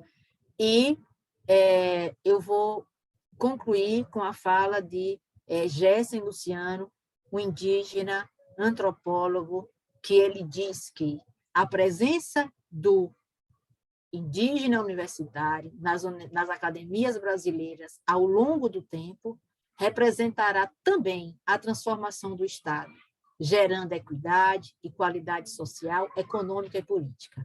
A universidade, ao incorporar um discente indígena, incorpora novos conhecimentos que requerem ações sociais e políticas mais amplas, como políticas públicas inovadoras que contemplem o direito individual de acesso a novos conhecimentos e o coletivo como um consentimento livre, prévio e informado. E, assim, promove o direito de todos os humanos. Eu encerro aqui. Muito obrigada pela atenção. Obrigada, professora Joelma. Ouvindo suas palavras, a gente necessariamente vai para uma reflexão, né? E essa reflexão, ela, a depender de cada um aí, no meu caso em particular, você falou do ensino superior indígena, e não tem como a gente refletir sobre essa temática sem buscar um pouco da nossa memória, né, como foi a nossa própria formação, né? Então, eu não sei agora como está sendo nas escolas e tal, mas eu lembro muito bem, ainda quando criança, chegava o dia 19 de abril, né? O dia Nacional do Índio, e os meninos botavam os cocares, aquelas coisas e tal. E era uma imagem, né? Bem lúdica, né? Que não reporta a realidade de sofrimento que o povo indígena sofreu, né? Desde a chegada dos europeus aqui no país, né? Então, quem usurpou o quê, na verdade, né? Então, tentar resgatar, né, essa história, tentar resgatar essa cultura é extremamente importante. E aí, Joana, na sua fala, você falou do preconceito, né? E eu me lembro, ainda aqui em Paulo Afonso, quando eu trabalhei como professora numa instituição privada, e eu era professora de hermenêutica, e fiz uma parceria com a professora de antropologia, que era a professora Cleonice, e nós fomos fazer uma visita técnica numa aldeia, aqui em Paulo Afonso, né? A professora Alzeni, que não sei se ela está na sala ainda, conhece muito essa realidade, né? O trabalho que tem feito desde sempre, desde que eu a conheço, né? A gente foi fazer uma visita técnica, e qual era a ideia? Dividir os alunos em grupos, né? E cada grupo tinha um tema, e eles se reuniam com os indígenas para tratar aquelas questões de educação, como é que era a educação, como é que era com relação à saúde e tal. E quando a gente depois foi refletir sobre essa visita, né, e ouvindo os alunos também, a gente ouviu uma fala assim que me chamou a atenção, que ilustra um pouco isso, que um aluno na época falou: oh, mas o índio tem até PlayStation, né? Então, a cacique, inclusive, era formada em pedagogia, né? Aí eu falei: gente, vocês estão com aquela imagem, né, dos livros, né, que coloca o índio nu correndo por aí. O que é isso? Então, a gente tem que ver né, que se trata de um brasileiro, não é? Que merece todo o nosso respeito e mais um respeito historicamente, né, referenciado, né? Então, existe uma dívida do povo brasileiro com a história do índio, né, e com a população indígena no nosso país. Então, o acesso ao ensino superior, né, é uma das formas, né, de garantir o espaço, né, das pessoas que representam os povos indígenas nas discussões dos seus direitos. E mais, professora, nesse caso também veio, aí eu vou passar na sequência a palavra às pessoas que estão aqui assistindo, como professora, né, dentro da universidade, né, alunos da universidade pública, a gente percebe, né, com a sua fala, o tão pouco que se tem discutido isso em sala de aula. Porque, por exemplo, nós, como professores, você falou de currículo, né, enquanto esse currículo não muda, o que é que nós, como professores, colocamos nos nossos currículos, né, relacionado aos povos indígenas, né, dentro desse contexto dos direitos humanos? Eu acho que é uma reflexão que a gente tem que ter e começar a abrir esses espaços, né? E tentar desconstruir também alguns estereótipos, né? E começar a desconstruir algumas falas. Eu acho que essa reflexão é extremamente importante.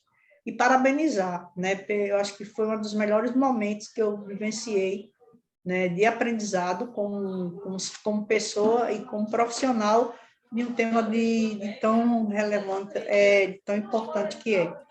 Então, meninos, né, convidados que estão aqui, né, que puderam acompanhar a fala da professora Joelma, né, nós estamos aqui na quarta aula, a professora traz um tema extremamente importante, que é o ensino superior indígena, né, está franqueada a palavra aos senhores, né, para as contribuições, para interagir aí com a professora Joelma.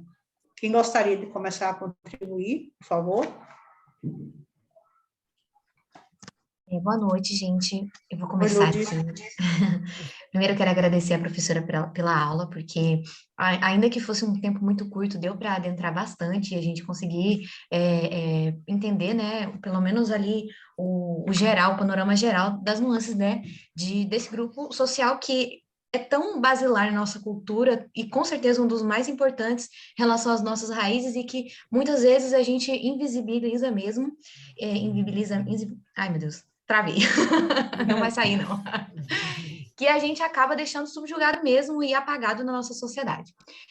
Eu queria mais fazer uma pergunta para a professora, porque eu tenho dificuldade disso na escrita, em achar um sinônimo, o melhor sinônimo possível de povos originários que a gente pode usar durante a produção dos nossos artigos, porque muitas vezes a gente usa vários termos que a gente vê, inclusive, em outros artigos, e que a gente acha que está tudo bem, e muitas vezes tem uma carga, né, pejorativa esses termos, como a senhora até mencionou na sua explanação. Então, eu queria perguntar para a senhora quais são os termos, assim, melhores utilizados hoje em dia, com sinônimos de povos originários, que foi o que a senhora falou que, né, é o termo mais adequado atualmente no Brasil. Certo. Joelma, você vai fazendo assim, dependendo das perguntas, ou quer juntar com algumas? Eu acho que vamos direto. Eu prefiro Pronto. direto. Pronto. Beleza. Certo, Ludmila. Veja o seguinte, povos originários no momento, como eu falei, é uma construção histórica. No momento seria a forma menos pejorativa esse construto. Mas ele representa um coletivo e é sempre no plural. Então, nem sempre dá para usar ele como adjetivo. Ele é sempre o conceito, ele é sempre o sujeito. Então, o que a gente faz? A regra básica que os antropólogos orientam é o seguinte: você deve se reportar à etnia. Então, se você sabe a etnia a qual aquela pessoa pertence, trate-o pela etnia.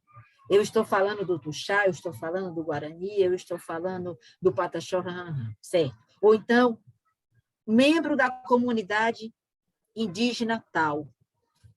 Então, sempre referenciando a etnia. Quando a gente não sabe a etnia e vai falar num contexto geral, a gente pode utilizar ainda o termo indígena, porque ele é adjetivo. Veja que é ensino superior indígena. Aí entra como um adjetivo. Por quê? Porque a gente tem lá, já nos documentos legais que foram construídos, inclusive com a parceria dos indígenas, a utilização e a conceituação. Então, o indígena não deriva de índio. Indígena é uma palavra própria. Então, a gente usa como adjetivo, mas o ideal é usar o nome da etnia a qual aquele indivíduo pertence. Ele é um membro daquela etnia tal, ele é um pancararé, é um pancararu, certo? E quando for em termos coletivos, que possa se usar o plural, usar diretamente povos originários. A expressão Primeiras Nações é uma expressão mais ou menos isenta, é também uma alternativa, certo? Vem os canadenses cunharam essa terminologia, mas ela não tem uma carga tão pesada como, por exemplo, o civícola e tantos outros, está entendendo? Então, Primeiras Nações remetem a essa ideia também de originário. E sempre, assim, há uma busca muito de se trabalhar a ideia do coletivo, porque os povos originários são essa diversidade, eles são esse conjunto, né? Eles têm problemas iguais, né? Foram vítimas do mesmo processo histórico, então eles conjugam aí esse sentido de coletividade. Ok. Obrigada, Satisfeito. Pronto. A próxima, por favor. Pergunta, então, consideração. Boa noite, pessoal. Acredito que Boa noite, ninguém Gabriel. de mim. Primeiramente, gostaria de agradecer mais uma vez uma aula brilhante, professora Joelma. Muito importante, muito interessante falarmos sobre esse tema, e eu tenho um questionamento para fazer para a senhora. A senhora, enquanto professora universitária e pesquisadora desse assunto há tantos anos, o que a senhora acredita que falta para que a educação indígena seja realmente implementada, discutida, reconhecida e levada de fato a sério? Porque em dado momento da aula, a senhora falou que aqui na UNEB, por exemplo, nós ficamos 10 anos em uma turma sobre educação indígena. O que a senhora acredita que seja necessário para levar a sério, de fato, a educação superior indígena? Obrigada, Rafael, pela pergunta. A resposta é tão complexa quanto a pergunta. Pela parte dos povos originários, eles vêm fazendo todo um tensionamento já, e tem uma movimentação forte, coesa, que isso é muito importante, né? E, enquanto professora universitária, e aí eu vou pegar carona no que Jerusa falava antes, toda vez que a gente vai planejar o semestre, a gente pensar o que é que eu posso incluir de temática indígena nesse semestre. Eu posso fazer uma atividade simples, como trazer um texto que aborde uma temática específica. Eu posso buscar a legislação, né? A gente tem um arcabouço jurídico voltado para as temáticas indígenas significativas, então, num curso de direito, a gente pode tratar isso. As disciplinas de seminários que são abertas, as disciplinas de semi-inter, aquelas tópicos avançados de direito, todas elas dá para a gente encaixar, até na discussão de direito internacional. Então, assim, pelo menos uma aula no semestre eu vou destinar para discutir o direito indígena, a temática indígena. É importante que a universidade comece a ter projetos de pesquisa e de extensão sobre a temática indígena. Eu estou na UNEB desde 2010. Essa aqui é a minha terceira oportunidade de falar sobre essa temática na UNEB. Que eu entendo isso aqui como uma extraterritorialidade da UNEB, né? Então, a primeira vez foi em Paulo Afonso, quando nós fizemos um seminário de direito, e uma das mesas, propositadamente, era composta por representantes de etnias indígenas. E foram eles que disseram, nessa mesa, de que eles precisavam de espaço na universidade. A Licei já estava existindo, mas ainda assim eles ficavam isolados na própria Licei, sem comunicação com os outros cursos. Então, essa mesa foi uma porta de abertura. E naquele dia eu decidi que, dali em diante, eu ia trabalhar como eu pudesse pela causa indígena. No ano seguinte, nós fizemos o primeiro seminário indígena de Paulo Afonso, com todo o protagonismo dos indígenas, para que eles falem, porque eles podem falar, eles têm o conteúdo apropriado para falar isso. A gente só precisa criar os instrumentos para que eles façam isso. Em Camaçari, nós instituímos um grupo de pesquisa chamado Huruê Rabi, Pesquisa Temáticas Indígenas. Já publicamos um livro, já publicamos artigos, então é a nossa forma de contribuir. Na revista Direito no Cinema, nós abrimos editais que contemplavam um dos grupos vulneráveis, os indígenas. Então, esses são movimentos que podemos fazer. Em termos de pró-reitoria, e aí é uma pena que Marcelo não esteja aqui, mas isso eu já passei para ele também, é preciso que a pró-reitoria de extensão conheça as comunidades indígenas dos seus discentes e estabeleça um diálogo com elas. Eunápolis faz isso muito bem, professor Francisco Cancela e professora Patrícia também, mas os outros departamentos não. E quando você pega o anuário da UNEB, todos os departamentos da UNEB têm discentes indígenas. E como é que nós não sabemos qual é a comunidade que eles estão? Qual é a etnia que eles estão? Então, a PROAF precisa fazer, pelo menos anualmente, um evento de recepção desses indígenas, um seminário, precisa instituir isso, precisa estar no calendário da universidade. Porque é assim que se constrói. Aprender com outras instituições. A exemplo, por exemplo, da Grande Dourados, que tem uma política muito boa de acolhimento e já tem uma tradição de anos fazendo isso. Começaram no início dos anos 2000. A própria Federal e a Estadual do Amazonas também. A Universidade Estadual do Ceará também. Então, aprender com as universidades irmãs, copiar, repetir o programa e ir aperfeiçoando. É assim que a gente vai. Cada um fazendo um pouco, mas sempre com esse respeito de deixar que o indígena seja o protagonista. A gente dialoga com eles, mas a gente não fala por eles, porque eles têm o próprio lugar de fala deles e com conteúdo. Essas seriam mais ou menos as sugestões. Ok. Tranquilo. Muito obrigado, professora. Obrigada, Gabriel. Mais contribuições, por favor.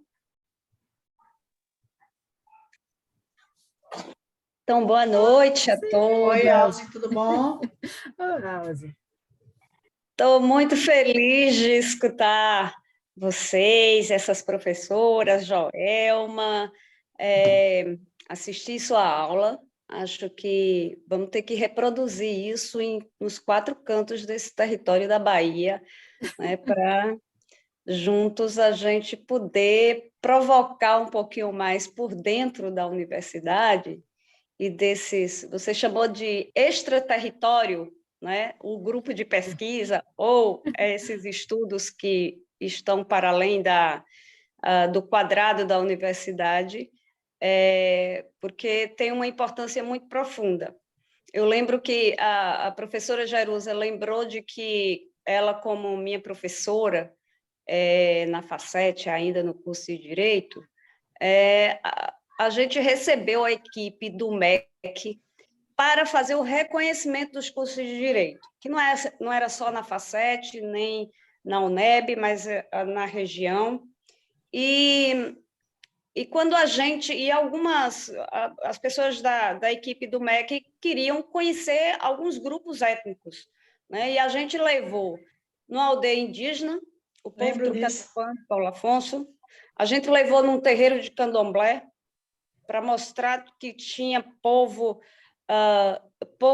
de terreiro nessa região. Aliás, tem um termo que os povos indígenas estão lutando muito hoje, os povos e comunidades tradicionais estão colocando, que é povos originários e povos e comunidades tradicionais. Pode ser extenso do jeito que for, mas ela vai dando conta daquilo que o momento histórico vai exigindo. E é importante dizer isso porque com a equipe do MEC, eles, quando viram essa diversidade de povos que existia nessa região e numa fronteira, numa interestadual, eles disseram: agora se justifica ter um curso de direito nessas universidades, né? E tem que ter mais, porque só esse não é suficiente para dar conta, né, de uma dimensão de rostos étnicos que a gente tem nessa região. E foi aí que a gente mostrou a importância de se ter um curso de direito de fato, e que a universidade possa se inserir um pouco mais nesse contexto, né? E mais do que isso, que os povos originários e os povos e comunidades tradicionais possam se territorializar também nesse espaço acadêmico que deveria estar há muitos anos abertos para que esses povos aí estivessem, né? Somente a gente só tem poucos anos em que a universidade, e aí, de forma mais específica, a Universidade do Estado da Bahia abre as portas a partir da provocação dos próprios povos originários, né? Os povos indígenas tiveram a necessidade de adentrar dentro da universidade e exigir esse espaço como um espaço categórico, porque os povos originários estavam já cansados de receber tantos pesquisadores, né, com incidências e vozes outras falando deles próprios, que eles disseram, não, a gente gostaria de falar da gente mesmo. Essa voz que a professora Joelma diz, olha, os próprios povos são protagonistas da sua história, da sua voz e das suas capacidades, dos seus saberes, né, dos seus conhecimentos para travar em qualquer espaço que seja necessário. Então, acho que isso possui uma importância muito grande. Mas eu só queria pontuar, e eu abri aqui para pontuar duas coisinhas. Uma para dizer que nós ainda, mesmo com esses anos de licenciatura indígena da universidade, mesmo a Universidade do Estado da Bahia e outras universidades que estão inseridas na nossa região, aqui no semiárido, nessa região do São Francisco, mas ainda é muito pouco para a dimensão e da quantidade de povos indígenas que a gente tem na nossa região. Em Paulo Afonso, por exemplo, nós temos 2 povos indígenas, dentre outros rostos étnicos que tem na própria cidade, e pouca gente ainda, a gente ainda escuta pessoas de dentro da universidade dizer que não tem índio ou duvidar da indianidade, da originalidade desses povos na sua condição étnica. Então, isso é muito entristecedor. Mas eu só queria dizer o seguinte, para além desses direitos que ainda nem chegaram, né, para os povos, os direitos que eles mesmos conquistaram para existir dispositivos jurídicos que garantissem a sua condição, a sua territorialidade, a sua identidade. Para além disso, os povos indígenas nos ensinam hoje que é necessário travar uma forte luta para reconhecer na natureza o direito. Reconhecer o direito, a natureza como um sujeito de direito, né? Então, como é possível a gente pensar, e aí é um questionamento, como é possível a gente pensar num direito da natureza, esta sendo um sujeito, quando sequer a efetividade do direito nós tivemos ainda para que os povos originários tivessem as suas condições dignas de viver. É uma reflexão que eu queria que a gente pudesse travar também, né? Inclusive, Joel, até fazendo um contraponto aqui, né, no que a Alzeni falou, ela trouxe à minha memória também, a gente passou por isso, não era coordenadora do curso aqui em Paulo Afonso, mas uma outra questão, Alzeni, não sei se você lembra, foi na tua banca, né, você não falou sobre indígenas, mas você falou sobre os povos de terreiro, e uma coisa que a gente vê é uma dificuldade, Joelma, que os alunos têm, os poucos alunos, né, que buscam, né, trazer para suas discussões ainda na graduação, monográficas, né, e há um certo preconceito, né, sobre algumas temáticas, e a Alzeni foi uma da que enfrentou essa dificuldade ainda na graduação, no caso em específico, ela falou sobre o direito dos povos de terreiro, né, que se questionava esses direitos, né, como se fosse algo assim alienígena. Então, eu acho que esse momento aqui está sendo ímpar, sabe, nesse sentido de trazer essas memórias nossas aqui, né? E ter vocês duas, por exemplo, aqui juntas numa mesma sala, para mim, é algo gratificante, entendeu? A provocação de Alzeni foi muito boa, né? A Pachamama, que eu falava no início, né? A natureza dos andinos. Recentemente, ou foi a Bolívia ou foi o Chile, acho que foi a Bolívia, declarou já os direitos da natureza. É o primeiro país na América Latina, Bolívia. O Chile declarou-se como Estado plurinacional, que esse é um outro movimento, né? Isso. E que passa muito pelo reconhecimento do meio ambiente, da Terra, do planeta, como um organismo vivo, a Gaia.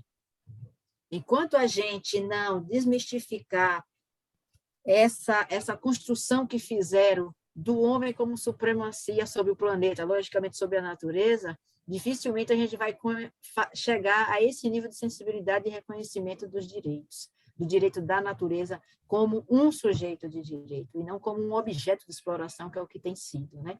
E, assim, os povos originários, eles já têm isso como natural. E quando eu digo que a universidade faz um desperdício em não dialogar com os povos originários, ou meramente os recepcionar e querer os encaixá-los dentro desses conceitos já prontos, passa por isso. Porque eles já têm isso como natural. E a gente perdeu nesse processo nosso, entre aspas, de civilização, né? Então, a gente tem que levar adiante. E eu compreendo muito bem essa dificuldade que Jerusa fala e que você enfrentou de tratar os novos temas, porque quando eu me predispus a ir ao doutorado com essa temática, apresentei a algumas pessoas e elas diziam, esse tema não prospera, né? E esse tema tem muito a dizer. Cada vez que eu me debruço sobre ele, eu descubro mais e mais. Eu sei que eu estou pequenininha nesse contexto e talvez não prospere na concepção de quem quer discutir o mercado de capital, de quem quer discutir uma outra coisa e está se afastando cada vez mais do Tecoporã, para onde a gente deveria caminhar, né? Então, reconstruir essa história, reproduzir esse conhecimento com aqueles autores dessa história, que são os povos originários, é uma missão que a universidade, na sua função social, deve fazer. A gente não pode abandonar. E nós somos essas vozes. Assim, eu me coloco à disposição, é o tema que é minha paixão, e eu acho que meu fazer passa por isso, então eu estou à disposição. Ok, professora. Mais alguém que está aqui na sala? Estou vendo aqui, tem o Igor, tem a Ludmila, tem a Bárbara. Quem mais gostaria de fazer uso do microfone, fazer alguma fala?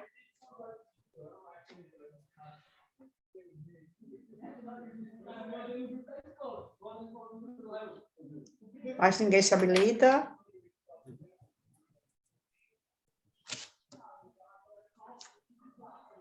Bom, se não tem mais ninguém por hoje, né, para fazer uso da fala, fazer alguma pergunta. Joelma, nós estivemos aqui com a professora Joelma, né, essa aula 4, com o tema Ensino Superior Indígena no Brasil enquanto efetivação dos direitos humanos. Nessa quarta aula, dia 4, Joelma, de julho, a gente tem para fechar esse ciclo de 5 aulas, né, com a professora Euselene. A gente vai divulgar como tem sido feito, né? E aí, Joelma, eu queria mais uma vez agradecer em nome da equipe, né, que está organizando essas atividades, né, parabenizar você, né, e por esse presente, né, que você nos dá, né, nessa noite de hoje. E eu aproveito o momento para passar a palavra a você novamente, para você fazer suas considerações finais e a gente seguir, então, para a finalização do encontro de hoje.